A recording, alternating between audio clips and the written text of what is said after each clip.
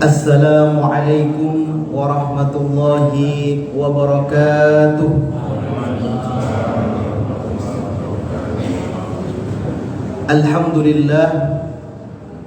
Alhamdulillahi rabbil alamin, wa bihi nasta'inu ala umurid dunya waddin, sayyidina wa maulana Muhammadin wa ala alihi wa sahbihi ajma'in. Kalau kita berbicara tentang nuzulul Quran,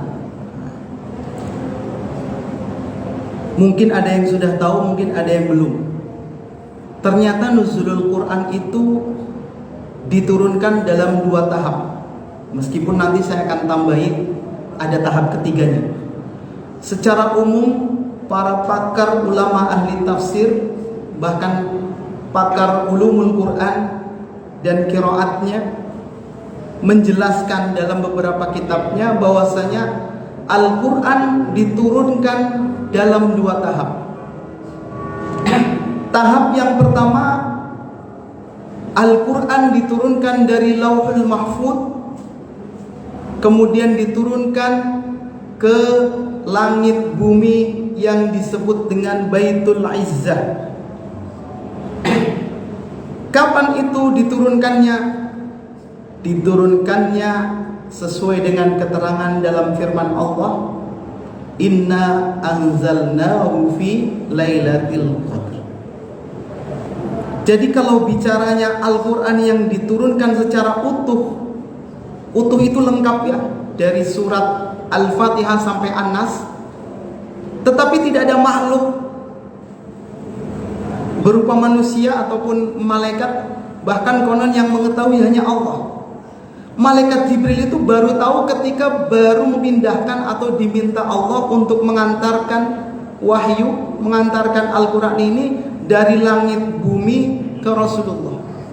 Tapi ketika dari Lauhil Mahfuz menuju Baitul Izzah, itu hanya Allah yang tahu.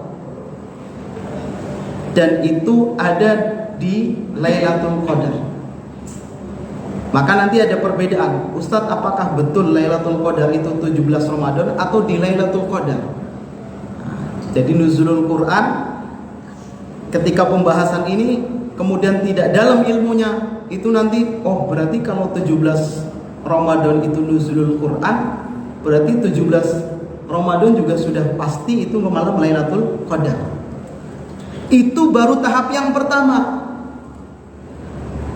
Dan pada tahap yang kedua, ketika Rasulullah dalam kondisi gundah gulana melihat kondisi kota Mekah dan masyarakat ketika itu masih dalam tradisi jahiliyah, itu Rasulullah itu lebih banyak menenangkan diri. Dan ketika itu usianya sudah 40 tahun. Jadi Rasulullah sering meminta izin kepada istrinya Sayyidah Khadijah untuk, ada yang menyebutnya tahannus, ada yang tahannuf, mensucikan diri. Jadi lebih banyak merenung. Kemudian tempatnya di mana? Kenapa tempatnya tidak di masjid, tetapi di Gua Hiro? Gua Hiro itu kalau mungkin yang pernah umroh atau haji pasti tahu, itu sekitar 5 kilo atau 6 kilo dari Masjidil Haram. Dan itu ada di Jabal Nur. Tempatnya juga kecil. Bahkan untuk kesananya itu luar biasa. Jadi ketika saya melihat itu, ya Allah, ternyata Rasulullah ingin menenangkan diri itu ke tempat yang terpencil seperti itu. Kalau naik, kalau cepat itu 40 menit, itu baru naiknya. Berarti kalau turun bolak-balik 2 jam. Itu jalan kaki dan harus melewati tangga-tangga yang sulit. Jadi ketika itu Rasulullah, karena dalam kondisi gundah gulana, kemudian memohon kepada Allah agar diberikan kekuatan. Permohonannya ketika itu, ya Allah, berilah kami petunjuk untuk bisa membimbing umat, untuk membimbing masyarakat yang kondisinya semakin hari semakin memprihatinkan. Maka inilah yang disebut tahap yang kedua, yaitu di 17 Ramadan pada hari Jumat. Jadi kalau yang pertama dari Lauhul Mahfuz, kemudian ke Baitul Izzah atau ke langit bumi, kemudian Allah memerintahkan malaikat Jibril untuk menyampaikan wahyu kepada Rasulullah pada 17 Ramadan pada hari Jumat. Dan ketika itu, ketika sedang tenang-tenangnya berzikir Rasulullah di Gua Hira, datanglah malaikat Jibril dengan wujud manusia. Jadi malaikat itu bisa berwujud manusia dengan gagah. Kemudian apa yang diperintahkan oleh malaikat Jibril? Iqra, Iqra dan Iqra. Jawabannya Rasulullah ketika itu, karena memang Rasulullah itu ummi, tidak bisa membaca dan tidak bisa menulis, Rasulullah hanya menjawab sambil ketakutan, sambil bergetar, ma ana biqari. Kemudian diminta lagi sama malaikat Jibril, Iqra ya Muhammad, bacalah wahai Muhammad. Tapi karena saking ketakutannya akhirnya dipeluk dan dituntun oleh malaikat Jibril, Iqra bismi rabbikal ladzi khalaq. Jadi surat Al-Alaq dari ayat 1 sampai ayat 5 itu Al-Quran atau wahyu Allah yang diturunkan pertama kali. Inilah yang momentumnya nuzulul Quran. Jadi silahkan kalau mau membahas mana turunnya Al-Quran itu di Lailatul Qadar atau di 17 Ramadan, semuanya benar. Kalau patokannya dia Lailatul Qadar, berarti tahap Quran pertama kali diturunkan. Tetapi kalau yang kedua, berarti dia mengikuti kisahnya bahwasanya Rasulullah pertama kali menerima wahyu, dan sebagai bentuk wujud daripada pengakuan penerimaan wahyu itu, maka disitulah Nabi Muhammad diangkat menjadi Rasul pada usia ke-40. Maka kita sering mendengar, jadi usia 40 itu usia kematangan, kedewasaan.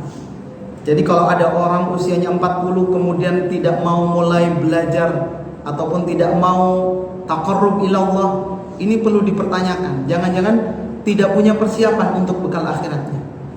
Tapi kalau sudah 40 tahun, usia kematangannya sudah semakin dewasa, maka seharusnya dia semakin mulai mendekat kepada Allah. Jangan nunggu kalau sudah 60 atau 70 tahun. Maka inilah yang disebut nuzulul Quran, yaitu pada tanggal 17 Ramadan. Nah, kenapa tadi saya sampaikan akan saya tambahi? Karena memang ketika nuzulul Quran tahap yang kedua atau turunnya Al-Quran di tahap yang kedua, itu baru dari malaikat Jibril kemudian kepada Rasulullah. Bagaimana kemudian bisa nyampai kepada hati kita, masuk ke dalam dada kita? Maka inilah tahapan-tahapan ketiga yang akan saya jelaskan. Jadi secara tidak langsung ini teguran dan peringatan bagi kita. Kalau Rasulullah kemudian menerima wahyu langsung dari malaikat Jibril, kemudian kita dari siapa? Nah, maka selagi kita masih punya waktu, punya kesempatan, kita mau mengaji Al-Quran, belajar Al-Quran kepada siapapun, kemudian kita juga menghayati isinya dan kandungannya dan tafsirnya ataupun ilmu-ilmu yang lainnya, ilmu-ilmu pendukung lainnya, maka disitulah hati kita sedang menerima wahyu yang ketiga.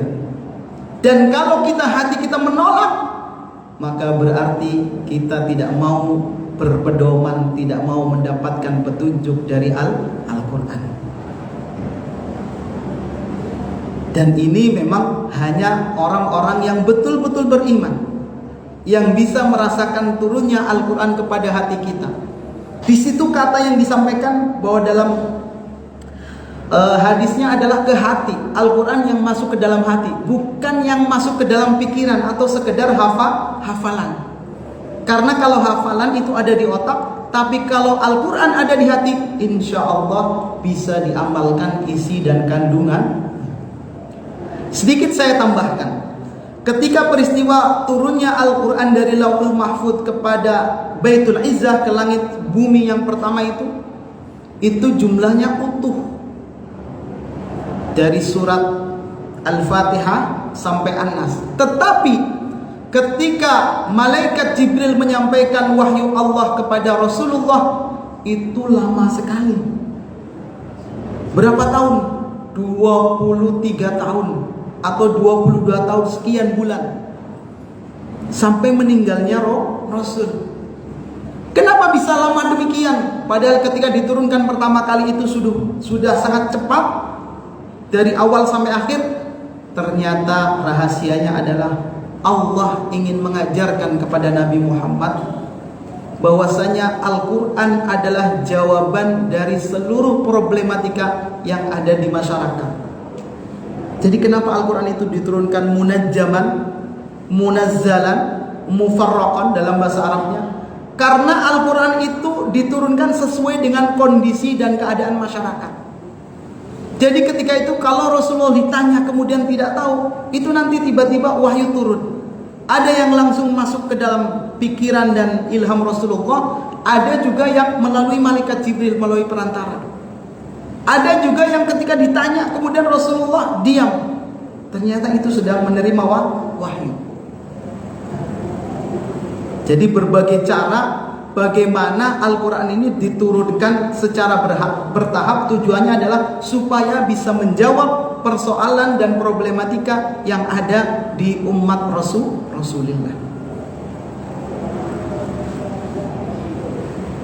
Maka yang jadi PR bagi kita adalah sekarang kita sudah masuk kepada bulan Ramadan. Dan di antara keistimewanya katanya bulan Ramadan itu selain syahrul siyam, selain bulan puasa, itu syahrul Quran. Maka secara tidak langsung tuntutannya adalah apakah kita sudah maksimal dalam membaca Al-Quran, mentadaburinya, dan memahami isi kandungannya. Dalam Al-Quran dijelaskan bahwasanya Syahrul Ramadan alladzi unzila fihi al-Qur'an hudan lin-nas wa bayyinatin minal furqan wa bayyinatin minal huda wal furqan. Bahwasanya Al-Qur'an diturunkan pada bulan Ramadan itu tujuannya adalah sebagai petunjuk, pedoman bagi manusia. Kalau di surat Al-Baqarah ayat 185 ini masih umum, hudan linnas. Tapi kalau dalam ayat pertama, ayat-ayat awal surat Al-Baqarah adalah dzalikal kitabul la raiba fi hudan lil muttaqin, petunjuk bagi orang-orang yang bertakwa. Maka disinilah PR bagi kita, apakah kita mampu menurunkan Al-Quran ke dalam hati-hati kita, ke dalam perilaku kita sehari-hari. Karena sebenarnya kalau orang tahu isi dan kandungan Al-Quran, itu isinya peringatan dan nasihat. Ustadz, yang penting saya baca, tidak tahu artinya, gak apa-apa, itu juga berpahala. Tapi kalau kita tahu isinya, tahu kandungannya, itu isinya adalah bisa jadi setiap kita paham artinya, isi kandungannya, yang terucap adalah Subhanallah, Masya Allah. Makanya tidak heran kalau misalkan imam-imam di Masjidil Haram atau di Masjid Nabawi ketika membaca ayat-ayat Al-Quran itu biasanya kadang sampai sesenggukan, sampai nangis. Karena tahu isi kandungannya. Bagaimana dengan kita? Maka minimal kita, kalaupun tidak tahu semua isi kandungan Al-Quran atau tafsir dari ayat-ayat Al-Quran, semua yang kita baca ketika sholat, kan biasanya menggunakan surat-surat pendek, itu kita tahu isi dan kandungannya. Bagaimana bisa memahaminya? Macam-macam. Boleh mempelajari terjemah, boleh mempelajari tafsirnya. Kan kalau tafsir sekarang juga sudah banyak yang berbahasa Indonesia. Atau tanya kepada gurunya, supaya kita termasuk orang yang bukan hanya bisa membaca Al-Quran saja. Maka kata Rasulullah, khairukum man ta'allamal Qur'an wa 'allamahu. Sebaik-baik di antara kamu, di antara kalian adalah orang yang mau belajar Al-Quran, kemudian mengajarkannya ataupun diartikan mengamalkannya. Jadi kalau kita sudah tahu perintah ataupun nasihat yang ada di dalam Al-Quran, maka tugasnya, kata Rasulullah, adalah mengajarkannya kepada orang lain, juga mengamalkannya. Maka dalam perintah yang lain, Rasulullah juga dalam sabdanya, Iqra'ul Qur'ana fa innahu ya'ti yaumal qiyamat syafi'an li ashabihi. Bacalah Al-Quran. Kenapa harus membaca Al-Quran? Fa innahu ya'ti yaumal qiyamah. Karena Al-Quran itu akan menjadi syafaat, akan datang pada hari kiamat, syafi'an li ashabihi. Di sini kalau diartikan secara bahasanya, bagi orang yang mau bersahabat, orang yang mau berinteraksi, orang yang mengamalkan isi kandungan, bukan sekedar liqurra'ihi, bagi orang yang membacanya. Jadi kalau pada level membaca itu baru dapat pahala. Tapi kalau ingin dapat syafaat, kata Rasulullah, bukan hanya iqra'ul Quran, tapi kun musahiban ma'al Quran. Jadilah orang yang bersahabat bersama Al-Quran. Coba bapak-bapak, ibu-ibu sekalian, dan adik-adik sekalian, ketika kita itu punya sahabat, punya teman dekat, kalau mungkin sekarang anak muda sekarang katanya bestie, itu pasti kemana-mana selalu ingin bersama Al-Quran. Jadi di antara kesetiaan seorang sahabat itu rasanya tidak mau jauh, kemana-mana pengennya bareng. Dan itu yang digambarkan oleh Rasulullah, fa innahu ya'ti yaumal qiyamati syafi'an li ashabihi, bagi orang-orang yang mau membersamai Al-Quran. Apa sih syafaat Al-Quran itu? Maka beberapa ulama menyimpulkan dan menjelaskan bahwasanya ada syafaat yang berupa syafaatnya Nabi Muhammad. Ada juga syafaatul Quran. Nah, syafaat itu apa? Pembela, penolong yang membantu kita, yang melindungi kita dari siksa yang pada hari kiamat atau di akhirat.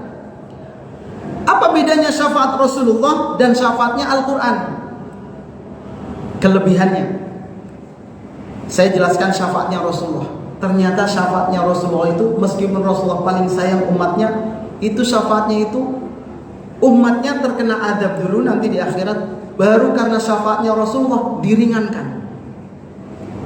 Tapi saking istimewanya Al-Quran, karena Al-Quran itu kalamullah, bagaimana mensyafaati orang yang membaca Al-Quran, orang yang mengamalkan isi Al-Quran?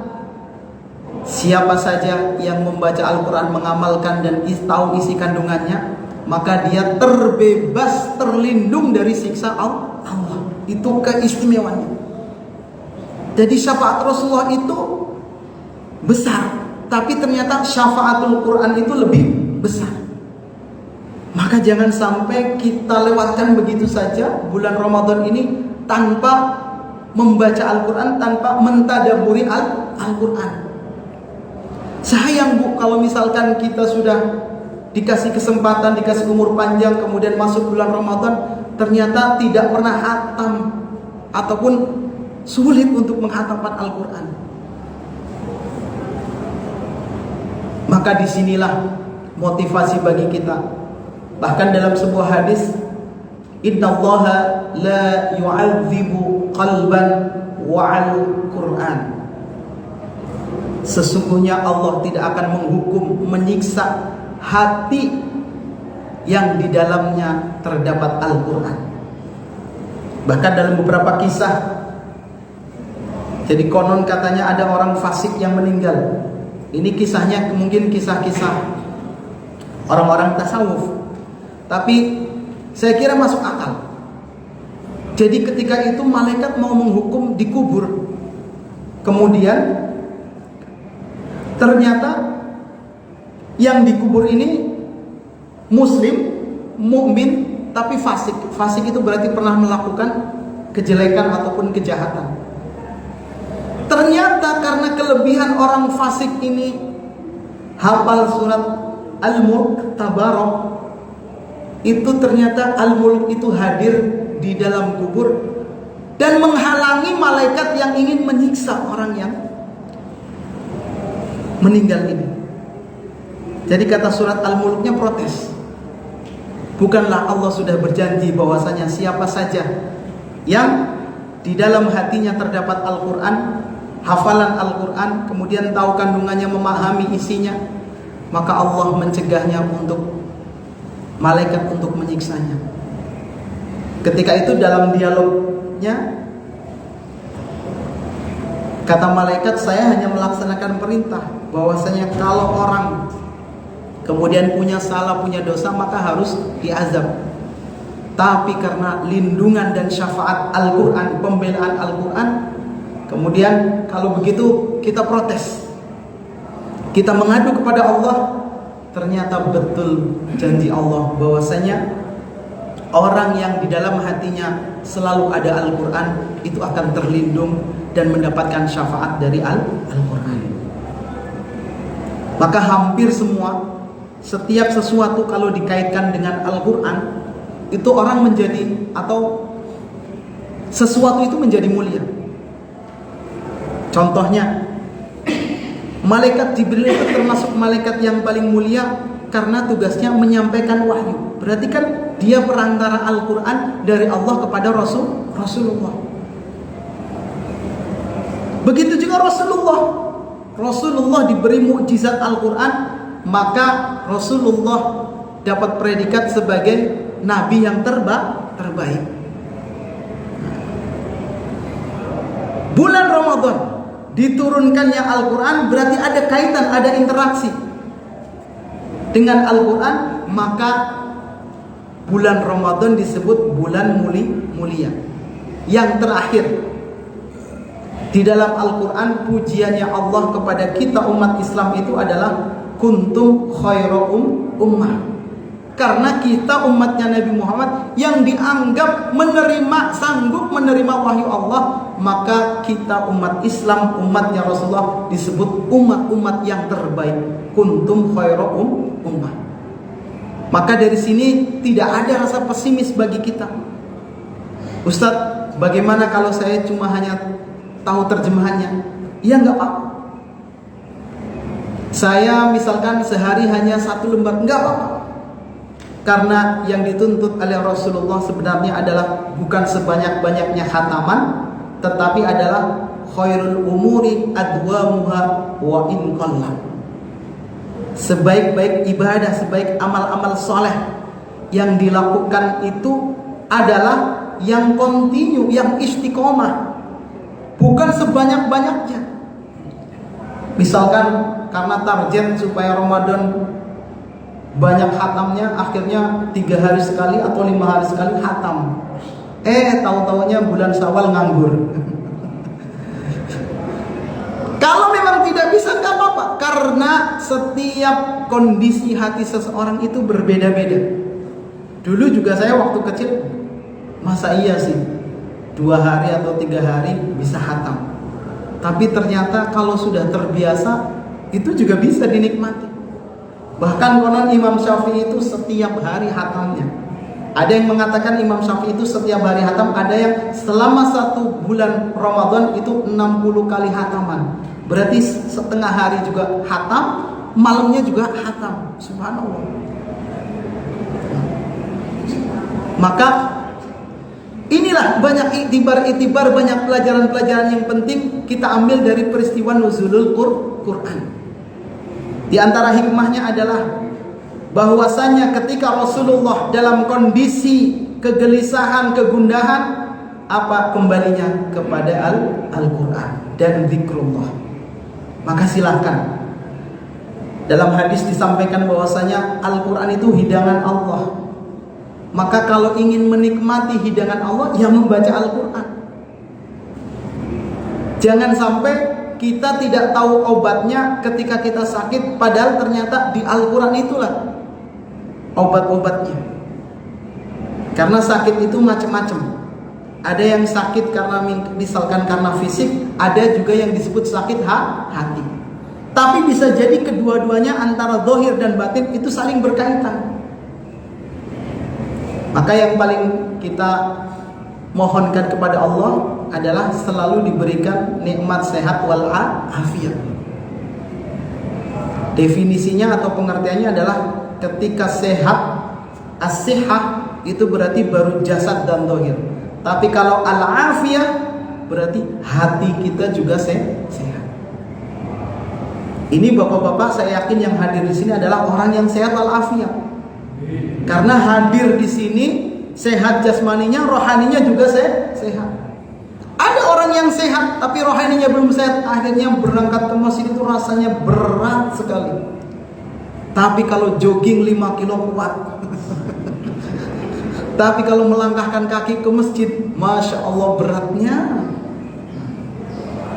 Maka tidak pernah kita lepas, tidak pernah kita lupa dan lalai untuk selalu memohon petunjuk dari Allah kapanpun dan dimanapun, bukan hanya ketika bulan Ramadan. Sekarang sudah jelas, bulan Ramadan kita tahu semua amal ibadah itu dilipat gandakan. Maka jangan sampai Ramadan itu terlewat begitu saja.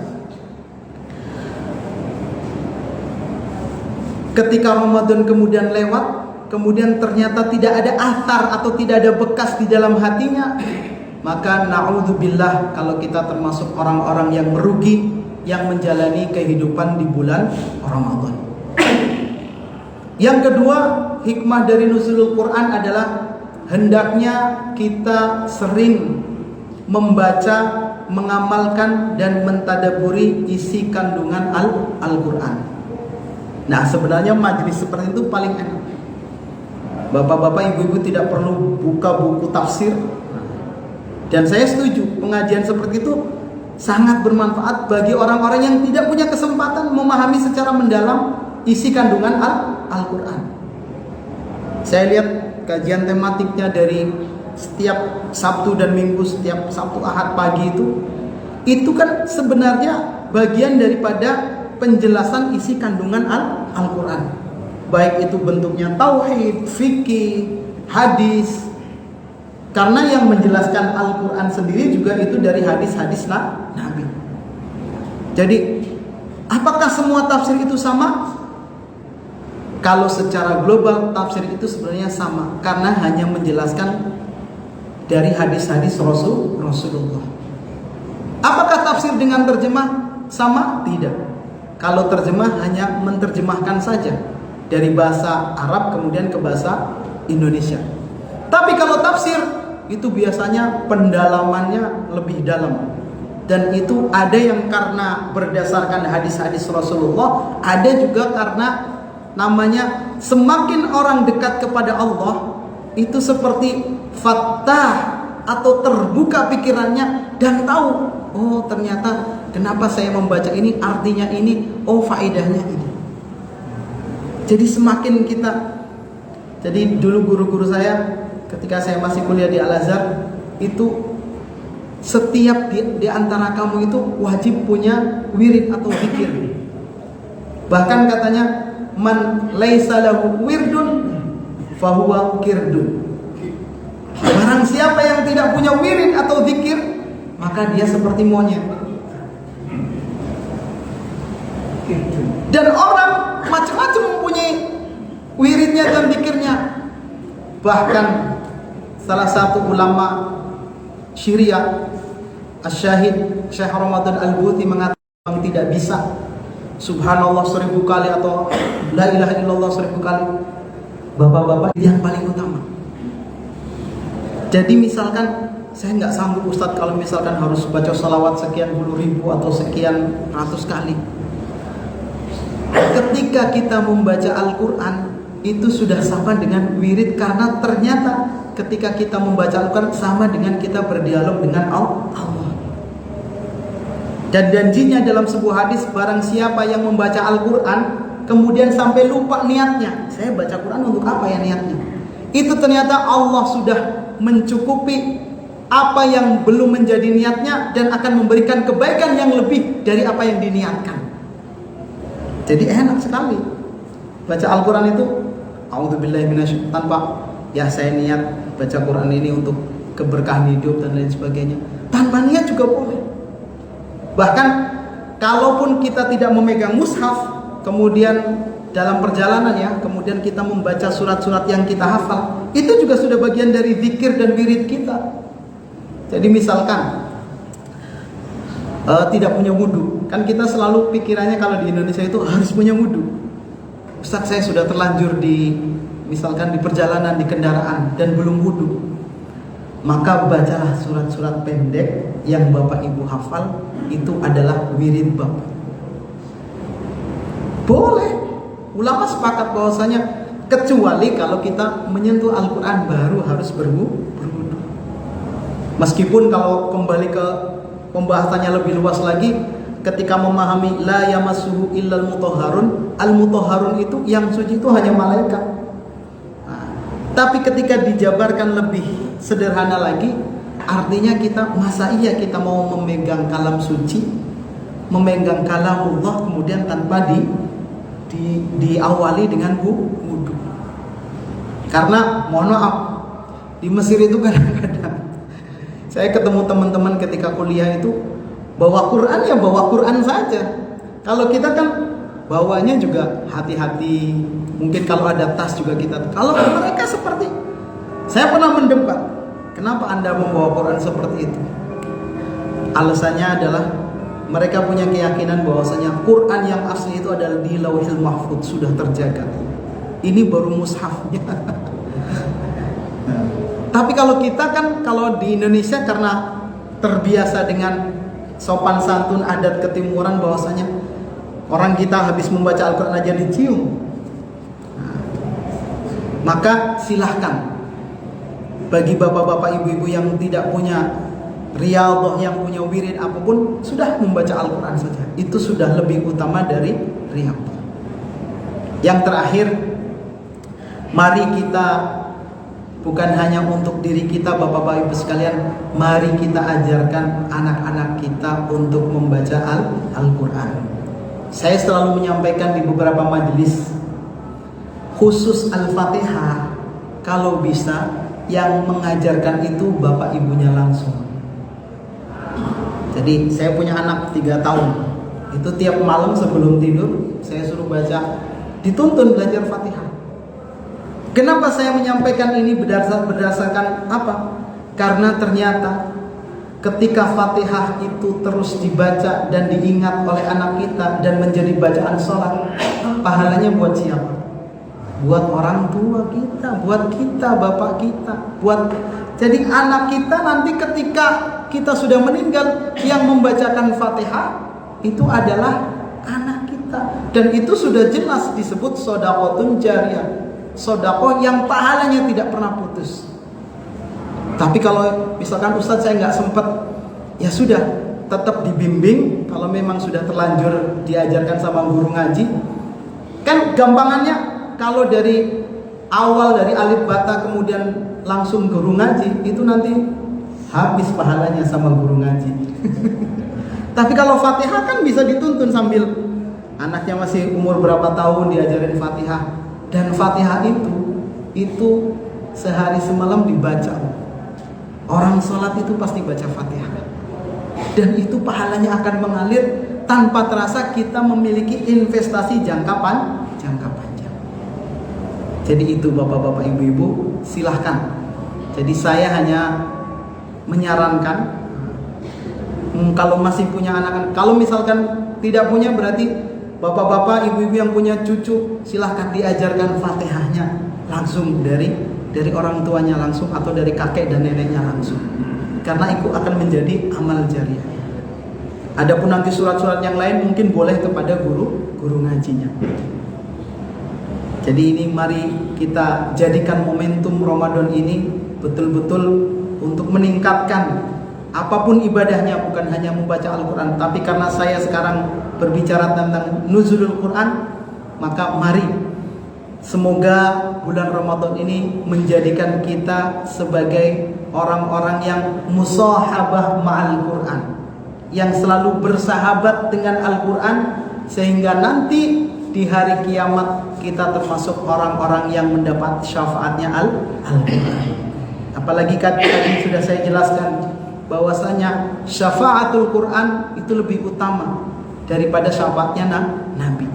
Syafaatul Quran kenapa lebih utama? Karena yang di dalam Al-Quran itu semuanya adalah wahyu Allah atau kalamullah, yang sebenarnya di dalamnya adalah ada nasihat, ada syariat, ada akidah, dan ada ketentuan-ketentuan yang lain yang bisa menjadikan kita selamat di dunia dan di akhirat.